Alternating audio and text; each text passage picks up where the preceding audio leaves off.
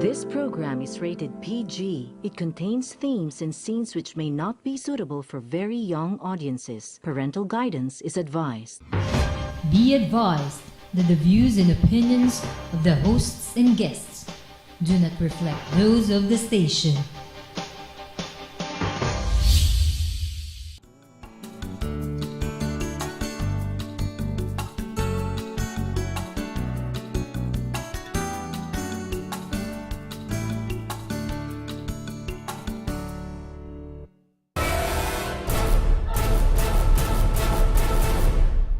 Magandang gabi, welcome to Hotspot. Ako po si Ronnie Lakay Gonzalo. Ako naman, si Benny Antiporda. At ito ang Hotspot!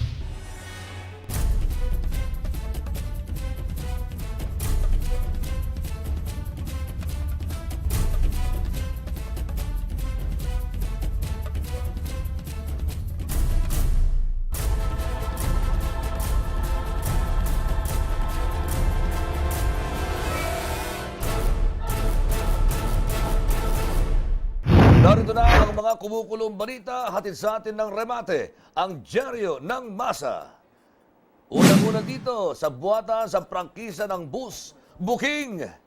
Nanawagan ang mga empleyado ng Grand Star Coach Bus Company sa LTFRB na agad kansalahin ang prangkisa ng nasabing kumpanya. Ayon kay Julius Vargas, Pangulo ng Employees Union of Grand Stand Coach, nabisto muna nila na bukod sa Grand Star ay ginagamit din ng Jackliner at ang Lucena Lines ang prangkisang ito. Sakali umano magkaroon ng malubhang aksidente, kawawa naman ang mga pasahero ng Jackliner at Lucena Lines. Ituturo nila ang Grand Star na siya may-ari ng prangkisa, ngunit sa mga dokumento ay matagal nang sarado pala ang naturang kumpanya. Yan ang nabuking sa una nating balita ngayong gabi. Well, alam mo, ganito talaga kagaling ang mga walang yang mga kapitalista na ito para lang talaga masikil yung mga maliliit nilang manggagawa na nagreklamo, no? Para, alam mo, this is a labor case Okay. na kung saan nanalo yung mga empleyado ng Grand Star Coach and Bus Company. Okay. Okay, matapos manalo, tuloy yung prangkisa. At ang gumamit ng prangkisa sa kasalukuyan ay yung Jackliner tsaka itong Lucena Lines. Kasi wala na yung Grand Star. Wala na. Pero, Oh. bakit may prangkisa? Di dapat wala na rin yung prangkisa, dapat kanselado na ito. Bakit pinapayagang ganito ang sitwasyon? Sa madaling salita, merong kutsabahan dito. Siguro naman, hindi naman papayagan ng LTFRB ito. Nandyan Yes. O nga pala, ang ating kolumnista sa remate na si dating konsehal Ariel Inton. Okay. Ngayon ay Commissioner Ariel Inton na dyan sa LTFRB. Kung kaya't sinisiguro ko itong kasong to ay hindi makakawala dyan. Kay attorney, disgrasya sila rito. Ha? Ibig sabihin, kung makakalusot kay Attorney Winston Hines, hindi makakalusot kay Commissioner Alam mo, Ariel Inton, gano'n ba yan? si attorney Hines, napakahigpit din yan. No? Yun na nga, oo. Kung kaya't alam natin na mas lalong hindi makakalusot sa kanya. Dahil ito si Konsehal Linton, mabait pa to eh. Pero si attorney Hines, talagang napakahigpit nga si Commissioner. Naisip ko naman, paano kaya nakalusot ito? Na ang Jackliner at saka ang Lucena Lines ang gumagamit na Well, sa dami So, kasi ng prangkisa eh. Oo. Sa dami ng prangkisa, hindi na rin napapansin yan. So, dito makikita natin eh, yung mga tauhan dyan sa LTFRB, meron at meron dyan, sigurado, na merong nagtatakip dito sa usaping ito, no? At ang lumalabas na agrabyado rito, yung dekada nang lumalaban ng mga manggagawa para lang makuha yung kanilang benepisyo dito sa Grand Star Coach and Bus Company. Tutukan po natin itong kasong ito. Mga viewers, wag ho kayo mag-alala. Ang hotspot po ay laging nakatutok dito. Susundan po natin sa LTFRB at titingnan natin ano mangyayari dito. In the meantime, Pangulo Benny, ano yan? Sasabihin ba natin sa ating mga mananakay na huwag muna sumakay ng Jackliner? At huwag muna sumakay ng Lucena Lines? Delikado Oo, yata. dahil nakakatakot yan. Kapag na-disgrasya kayo dyan sa mga bus na yan, Yun. abay, saan kayo maniningil? Sasabihin, ay, ang prangkisa nito Grand Star Yun. Hindi naman to Jackliner Doon kayo maningil sa Grand Star. Bankrupt na. Yun. Sarado na. Anak ng pitong Shokoy naman talaga. Diyos ko, Lord! Ito ba ang matuwid na daan na tinatawag natin? Okay. Pinoy umupak sa INC. Mahigit 80,000 na miyembro ng Iglesia ni Cristo at panauhin ang dumalo sa inaugurasyon ng Philippine Arena sa Ciudad de Victoria sa Bocaue, Bulacan. Pinangunahan ito ng INC Executive Minister na si Brother Eduardo B. Manalo, kung saan naging panauhing pandangal si Pangulong Aquino. Sa tulumpati ng Pangulo, pinasalamatan niya ang lahat ng bumubuo ng Iglesia ni Cristo. Samantala, pinaseringan niya naman ang mga kritiko na patuloy raw na nagsisilbing balakid sa ginagawa niyang pagpapabuti sa buhay ng kanyang mga boss at sa pagsusulong ng reforma ng bansa. Lakay. Mukhang wala na yung pinipili si Pangulo Noynoy kung saan siya pwede umupak, ha? Oo, Eto, ano to, event ng isa sa mga pinakamalaki na religious organization ng Pilipinas. At by the way, kanina umaga nga pala, ang kanilang pagdiriwang ng kanilang ika-100 taong anibersaryo na kanilang Centenaryo, pagkaroon. di ba? Centenaryo, kung tawagin. Well, may show of force nga raw eh. Yes, Alam mo, hindi naman sa nakikiusap din tayo sa ating mga kapatid sa iglesia na, alam mo, tama lang na ipakita natin yung ating suporta sa ating relihiyon. Yun nga lang po, as much as possible, wag naman po tayo makaabala doon sa ating mga kapatid na bumabiyahe po dyan sa Bulacan. Dahil po ang dinig po natin, yung mga highway ay ginawa na pong parking lot. Oo. Dahil po sa inyong nangyaring pagtitipon kanina, no? Sana na may sa susunod, no? Hindi maging ganito, kaabala naman sa ibang mga kapatid natin na nangangailangan ng lasangan. Alam nyo, wag po naman sanang idudulot ng ating Panginoon o ang Ama na tinatawag naman sa iglesia na merong emergency na dadaan doon sa kalyeng yun at nagkataong meron tayong pagtitipon na ganito at naabala at isang buhay ang masasayang dahil lang dyan sa pangyayaring yan. Huwag naman po sana mangyari ito. Pero at the same time, binabati po natin ang Iglesia ni Cristo. Napakalaking tagumpay po nito dahil nakikita po natin ang puso ng tao ay talagang lumalapit sa Diyos. Opo. Yan ho ang importante sa atin na hindi po tayo nakakalimot sa ating relihiyon. Yung mga naabala naman kanina, Pangulong Benny, well, pinamahalaan naman yan ng Task Force Centenario na pinamumunuan ni Chairman Tolentino ng MMDA. At saka siyempre yung ating mga kaibigan sa NLEX, tiniyak din nila na merong alalay para sa mga maabala ng mga kababayan natin. Well, napakaganda po niyan. Pero balikan natin si Pangulong Noynoy, no? Alam niyo ang usapin dito, yung usaping DAP. Okay? Ano ba ibig sabihin ng DAP, Lakay? Disbursement Acceleration Program. Ayun. Okay. Nauumay na nga ako eh. Hindi po naiintindihan ng isang ordinaryong Juan de la Cruz yan. Yan po, dito po, kami bilang mamahayag, nauumay na po kami. So, gagawan po natin na magandang recipe, no? Gawin natin isang magandang kwento ito. Ang sinasabi po ng Pangulo ng National Press Club, si Joel Egco, Yes. halimbawa natin ang dalawang anak, okay? Ang isang anak pala na nag-aaral at binigyan mo ng baon na 100 piso araw-araw. Ang savings ay makikita mo sa dulo ng linggo. So mag-umpisa ng Lunes, ang eskwela niya hanggang Biyernes, sa Biyernes makikita mo kung magkano ang savings. Yun yung tinatawag na savings, sobra sa kanyang baon. Pero ang nangyari po, Miyerkules pa lang, kinuha na yung pondo, ginamit na sa ibang proyekto. Hindi po savings ang tawag dyan.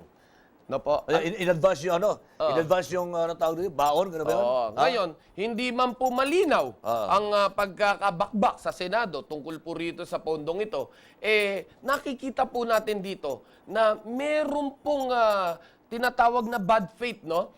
Dahil sa Senado at sa Kongreso ay kailangan ipakita mo, magkakaroon ng budget appropriation, di ba? Yung allocation sa isang proyekto bago magkakaroon ng budget yan.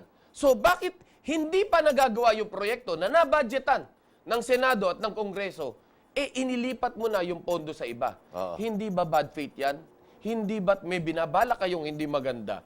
Di ba? Although lumilitaw na marami rin talagang mga magagandang proyekto na napunduhan o ipopunduhan, di ba? Marami yung maganda. Yes, Pero ang yes. sinasabi natin, malaki o maliit, basta't may nawawala, may halong hindi maganda riyan. Yun siguro dapat nila ipaliwanag. Yes, kailangan nila ipaliwanag. I heard that was 90 billion yung Yes, hinahanap yes, pa. yes. 90 billion pa ang hinahanap, no? Na hanggang kasalukuyan na hindi maipaliwanag kung saan napunta. At Pangulo Benny, it took a neophyte senator, ha? Yes. Isang bagitong senador. Ang nakaisip na itanong yun, saan napunta yung nawawalang 90 billion? Pero ang galing ng operasyon. Ang galing ng operasyon.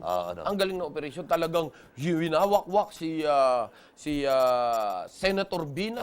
Si Nancy Binay ay winawak-wak sa Facebook. Personalan na yatak Yes. Pero ipagpaumanhin po ninyo. Doon po sa mga umaatake kay Senator Nancy Binay, ngayon po mapapatunayan na meron pa palang tinatawag na oposisyon sa Senado. Kahit ikulong nyo si Enrile, si Estrada, at itong si Revilla, may oposisyon. In fact, Paulo Benny, dalawa ang mga senador na medyo maganda-ganda na performance doon sa hearing na yun. Dalawang babae.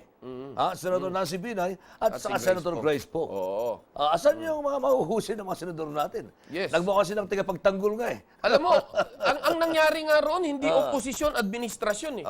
Oposisyon tsaka posisyon. Pumosisyon. Pumosisyon.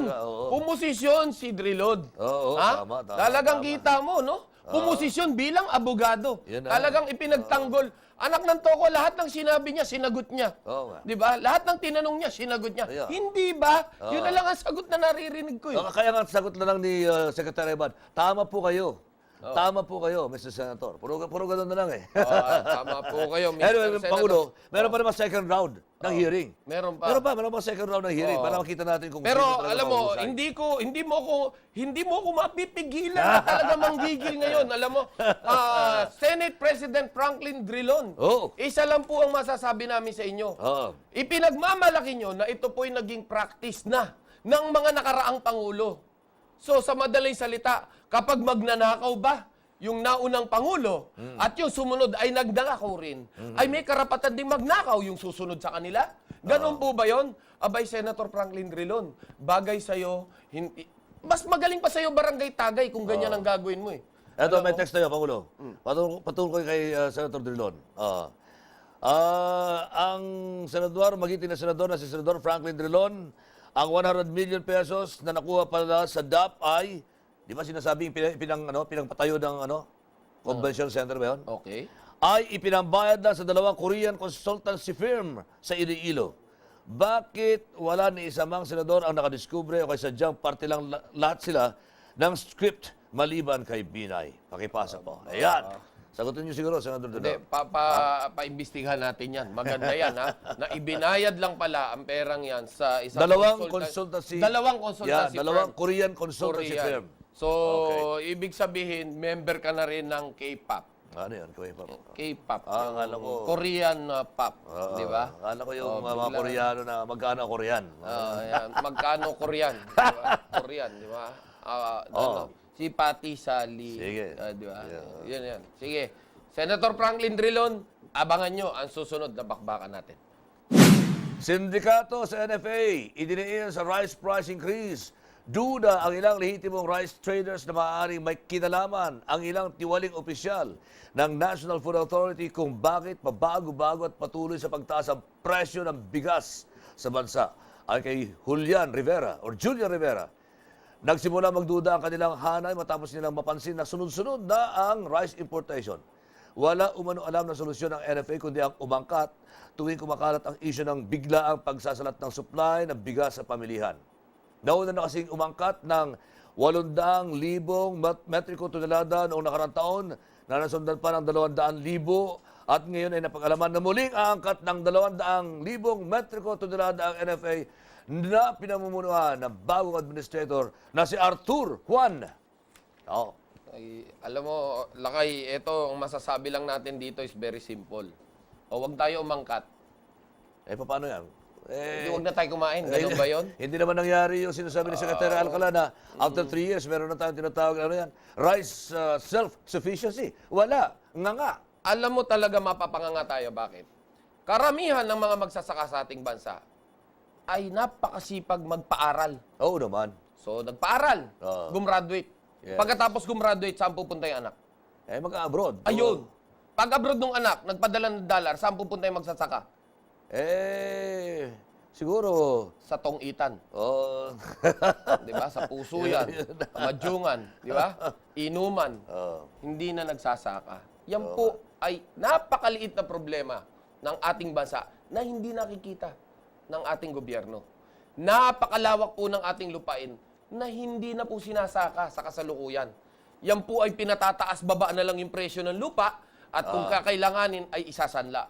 Pero yan po, kadalasan, ay sinasaka po ng ibang tao na, hindi na noong mismong magsasaka. Yes, tama Kung yan. kaya't yung maximizing nung lupa na yon, hindi na po magawa. Yan ay napakasimple pa lang ho. Punta lang tayo Nueva Ecija, makikita na natin eh. Oo. Okay? So, ngayon, Ginagawa mga subdivision na, mga lupa riyan eh.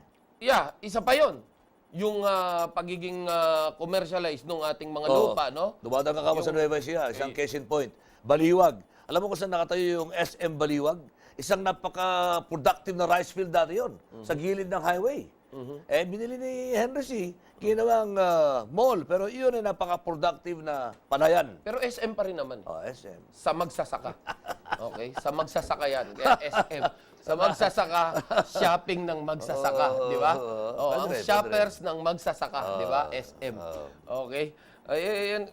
Alam nyo, yan ho yung maliit na problema natin dito sa bansa na hindi nakikita. At syempre, isa pang problema nating malaki ay yung hoarding po ng bigas na hindi kaya kontrolin ng ating gobyerno at hindi nila kayang matutukan. Bakit? Kasi po, May mga kasabot din sa loob. may siyempre. mga kasabwat sa loob at nakikita na siyempre hanggang makakayang makalamang sa kapwa ay gagawin. No po?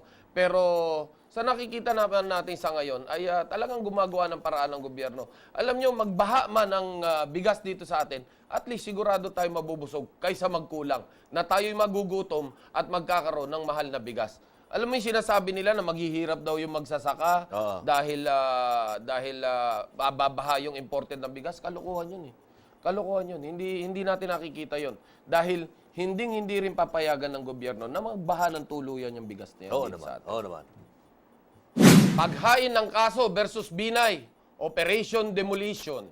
Isang operasyon at demolisyon ng pangunahing layon ng isang grupo ng abogado na nagsusulong ng kasong plunder laban kay BP Jejomar Binay na siyang frontrunner sa 2016 presidential election. Sa kanyang speech sa Financial Executives of the Philippines at Management Association of the Philippines, sinabi niyang isang routine na ang pagbuhay ng non-existent issues laban sa kanyang pamilya sa panahon ng eleksyon. Inaasahan niya na rin umano na marami pang issue ang ilalabas, ngunit malaki ang tiwala ng Vice Presidente na may babasura ang lahat ng reklamo laban sa kanya. Alam mo, Lakay, dito makikita natin kung gaano kadumi yung politika sa ating bansa, no? Buong pamilya, binabakbakan. Oo, buong pamilya. Oo. Alam mo, kung ako yung mga katulong ni Vice President Binay, magre-resign na ako. Dahil baka pati katulong, bakbakan din, siraan din. Eh. Alam mo, yun ang masakit doon, no? Sa ganitong sitwasyon. Tayo po na bilang mga mamayan ng Pilipinas, nakikita po natin kung sino lang po talaga yung gumagalaw na politiko sa ating bansa na naghahangad na may angat man lang. Meron tayong kasabihan noong araw pa na kapag kayong puno ay maraming bunga, yun ang binabato. Di ba? Eh, ganyan ang nangyayari kay VP na ngayon. Kailan lang, di ba? Ang naging issue sa kanila yung sinasabi ng overpriced na parking dito sa Makati. Hindi naman pala parking yun eh. Building pala talaga yun eh. Building pala talaga. Tapos ginawa pang branch yata ng City Hall. Yes, City Hall. Okay, Top ginawa of the ng line. opisina. Oo. Yes, top of the line, no? Now, hindi po natin pinagtatanggol dito si Vice President Binay. Pero bago po tayo maghusga, siguro maganda silipin muna natin at tignan kung ano yung sinasabi. Dahil ang pagkakasabi ng abogado sa kanyang statement, parking lot. Ngayon lang ako nakakita ng parking lot na pinipilahan ng tao na parang may ipinapile doon sa loob. At saka maganda pagkakatwist ng mga detractors kasi pagkakasabi nga pinakamahal na parking building sa buong Pilipinas. Luminitaw pala nung ipapaliwanag, ano pala extension pala ito ng City Hall at so ilang floors lang ang paradahan. Yun pala yun. Wag naman pong ganun, no po. The people of the Philippines don't deserve this. Hindi po maganda na lasunin nyo ang isipan namin, no? At maniwala kami sa inyong pahayag para lang masira yung kinabukasan ng buong Pilipinas. Alam nyo po, as early as this time, kailangan makita na natin kung sino yung mga politiko na talagang may malasakit naman sa taong bayan, no? Pero yung nakikita nyo naman na maayos-ayos, abay, huwag nyo naman durugin, no?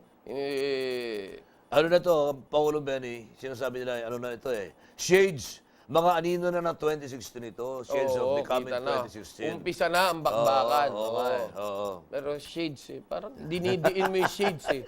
Parang, Mr. Vice President, shades, kulay yun, kulay. kulay. Ibig sabihin na the first black Philippine black. president. Ha? Yung ba yun? Kumustahin natin, Vice. Noong nakaraang linggo, nandun ako sa Cooperative Summit na housing sa Great Eastern Hotel. Pinakilala si Vice President Judge Mabinay doon. Hindi, The next President of the Republic of the Philippines. Napaka-approachable niya. Oo. Napakabilis sa ano. At ang sabi niya nung unang umakyat sa stage hindi ko alam kung magtatagal ka pa sa trabaho mo dahil sa sinabi mo yan. Okay. Ito naman. Mataas na arsenic level ibinabara. Imported rice. Nakamamatay. Ha? Arsenic? Ano ba yung arsenic? Yung ano to, chemical ito, di ba? Yeah. Ang anak mo, arsenic, yung dating mayor ng Manila, di ba? Arsenio Lacson, di ba? Arsenio Lacson. Arsenic ang Oo. tawag. Nababahala. Nakakamatay pala yun. Nababahala ang iba't ibang cause-oriented groups hinggil sa natuklasan pagkakaroon ng mataas na level ng arsenic sa mga inaangkat na bigas ng NFA mula sa ibang bansa. Ang arsenic po ay nakalalasong metallic element na may kulay dilaw, itim at saka gray. Ginagamit din ito sa paggawa ng pesticides, pamatay ng damo, at iba pang may kaugnayan sa pagtatanim at hindi pala ito. Sinabi ni Mike Domingo, ang convener ng People for Empowerment and Truth, na ang bigas ang paunang pagkain, siyempre, ng mga Pilipino, kaya di dapat na ipagwalang bahala ng pamahalaan ang masamang balitang ito. Yan. Ano ba? May nasabi na ba dito ang NFA, National Food Authority? Well, ngayon lang natin narinig ang Kaya nga isyung ito, no? Kung kaya't siguro it's about time na talagang magkanda kaagad tayo ng testing sa ating mga kinakain. Alam mo, pansinin mo, nung unang panahon, walang masyadong sakit na cancer, Oo naman. walang masyadong sakit na diabetes. Yung mga sakit na yan, hindi natin alam saan galing eh. Maaaring isa ring pinanggalingan itong mga chemical na ito. Kung kaya't siguro it's about time na talagang silipin natin mabuti ito at ma-test na natin mabuti kung ano yung mga bigas na yan. Magkakaroon po tayo ng follow-up report patungkol po dito dahil sa sinasabi ni Benny na talagang matindi itong balitang ito. At naku, pumila pa naman ako ng isang araw. Pila ko yan, Pangulong Benny. Pila sa NFA, pila sa 27, pila sa 32.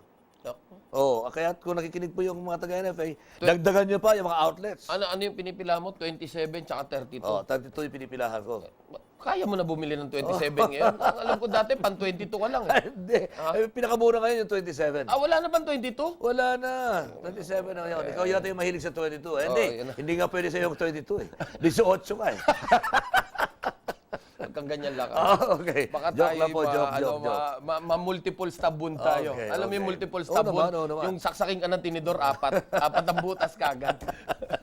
Okay. Panoorin po natin ito muna. Ito nga mga tow trucks ng mga salot dyan sa Maynila na hanggang kasalukuyan ay ipinipilit nilang legal ang kanilang ginagawa. Panoorin po natin ito.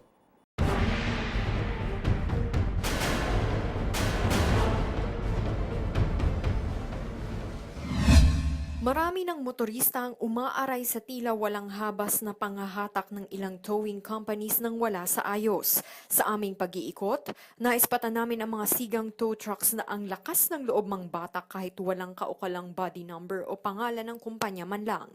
At ang siste, pampribadong plaka ang gamit ng mga ito. Ano nga ba ang plakang dapat gamitin ng mga towing vehicles? Sinadya namin ang tanggapan ni Land Transportation Office o LTO spokesman Jason Salvador upang linawin ang bagay na ito. Tow trucks are being accredited by the Metro Manila Development Authority. They issue the proper accreditation upang sila makapag-operate bilang mga tow trucks. Kasama sa requirements nila ay ang pagkakaroon ng valid certificate of public convenience, meaning may proper na prangkisa sila bago sila makapag-operate bilang tow trucks. Pag sinabi may valid prangkisa ka, dapat ikaw ay isang for hire. So meaning, pag for hire ka, dapat meron kang dilaw na plaka. Pwede natin sitahin yan, no? Kasi dapat gagawa sila ng serbisyo sa publiko. So dapat properly identified sila, properly noted, no? Meron sila mga body number at may kaukulang tamang plaka. So kung makikita natin sila, nag-ooperate sila ng ganito, pwede natin sila sitahin, no? Ano ba ang karapatan mo? bilang isang operator ng tow truck services. So hahanapin natin yung mga papeles nito at kung malalaman natin na wala silang kaukulang mga papeles, pwede natin silang huliin. Malinaw na dapat kulay dilaw ang plaka ng mga tow trucks maliban na lang kung pinayagan silang gumamit ng plakang kulay berde na para sa pampribadong sasakyan. Basta't may maipapakita ang mga ito na kaukulang papeles na magpapatunay na accredited sila ng Metropolitan Manila Development Authority o MMDA. Initially, may mga nakikita tayo, no? Pero kung titignan nyo yung basehan nila, yung batayan nila para ikaw isang maging accredited tow truck, dapat nga meron kang hinahawakan na prangkisa galing sa LTFRB or yung Certificate of Public Convenience. Pagka ganun kasi, ikaw ay classified as for hire at kung ikaw ay for hire, dapat talaga nakadilaw na plaka ka na. Kung ina-accredit naman sila ng MMDA, kahit na ganun pa yung plaka nila, sila dapat na nag-i-scrutinize yan. Dapat din aniya may kasamang traffic enforcer ang mga wrecker bago ito manghatak ng sasakyan. Batay sa datos ng MMDA, 24 na towing companies ang accredited sa ilalim ng kanilang tanggapan. Kamakailan nga lamang ay sinuspende ng naturang ahensya ang 2 towing companies na B&W Towing Services at Haplos Towing Services dahil sa pagkasira ng hinatak na sasakyan at pag-abuso sa kapangyarihan. Ilan lamang ito sa mga reklamo ng mga motorista sa lansangan. Kadalasan pa nga ay nawawala ang kanila mismong mga sasakyan. Kasong carnapping ang pinakamataas na kasong isinasampa sa mga pabayang towing companies o nagpapanggap lamang na tow trucks. Sa walang patid na panghahatak ng mga hindi mo malaman kung legal ba o illegal na tow trucks, marami tuloy ang nagtatanong kung saan nga ba napupunta ang kinikita ng mga towing companies. Nagtungo kami sa tanggapan ng Bureau of Internal Revenue sa Quezon City at ito ang kanilang naging tugon. Of course, subject to the 12% value-added tax and the regular corporate income tax rate.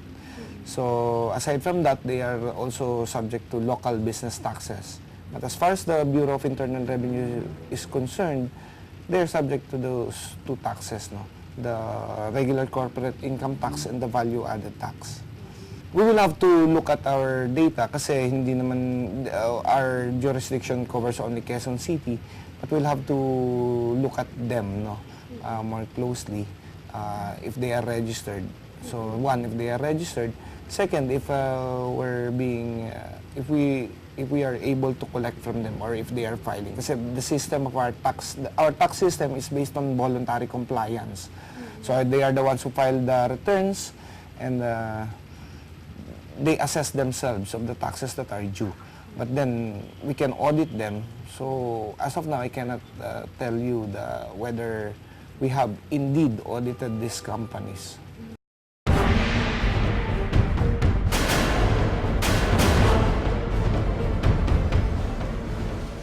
Well, kung napanood po niyo itong katatapos na video, grabe pala itong nangyayari ito. At ako, medyo naguguluhan ng konti kasi yung issue medyo may issue dito ng carnapping ewan ko, sa tingin ng ating kasama si Benny, medyo lalimangan natin yung talakayan dito kasama Benny. Ano ba yun? Ano bang nakikita mo sa napanood natin na video na yan? Well, ganito lang kasimple yan eh. Kapag ang isang sasakyan ay kulay green ang plate, it means this is a private vehicle. Yes. So, ano yung private? Ang consumption niyan, yung may-ari lang. Okay? So, pwede mo pahiram, pero hindi mo pwede parkila. So, if in case magkaroon ng bayad sa iyong kotse o sa iyong sasakyan, at pinaarkila mo yan, abay, hindi dapat green ang plaka niyan. Okay. Ang dapat na plaka niyan ay dilaw. So, eto ngayon, tow truck to.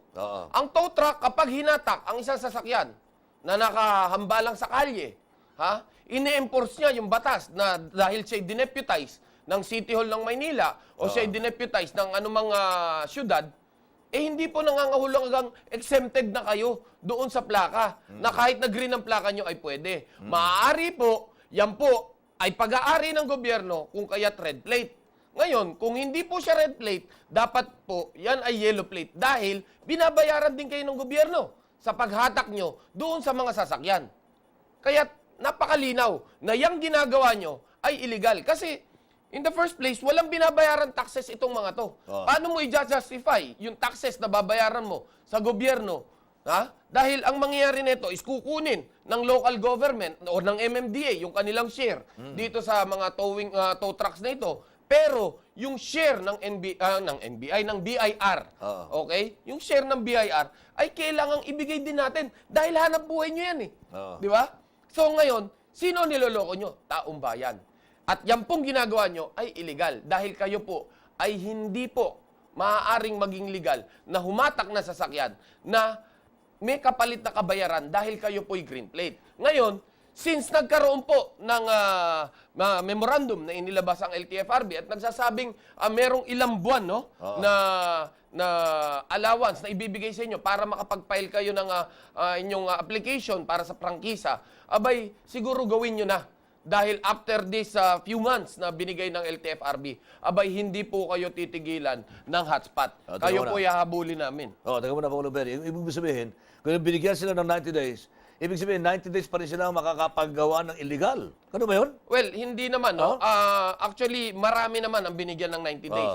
Hindi lang yung mga truck na tow trucks na yan. Kung hindi pati yung mga truck din na humahatak diyan sa pier, yung mga trailers, yung mga for hire na mga trucks na green pa rin ang plaka, binigyan din naman ng leeway ng LTFRB para makapag-apply ng kanilang prangkisa. Tama naman po 'yun. So, after 90 days, wala nang kapatawaran ito, wala nang patawad ito. Wala na. At alam mo ba magkano ang multa kapag nahuli ang yung truck? Ha? 200,000 pesos. Yun, 200,000 pesos. Ayan, Alam mo, ang naniniwala multa. ko rin na kasama Benny, yung pagtataas ng multa. Kagaya halimbawa yung nasakyan ng taxi. Sabi ko, okay ka, naka-uniforme ka ng pula eh. Sabi sa akin, sir, mataas na po ang multa. Magkano ba ako? 5,000 pala. Pag hindi ka naka-uniforme. Taxi yun, ha? Yung taxi driver. Dapat nga pati yung seatbelt, taasan din ang multa yes, Dahil hindi nagsi-seatbelt ang mga pasahero ngayon. At tignan natin, ilan na ang nadidisgrasya dahil sa hindi pagsi-seatbelt.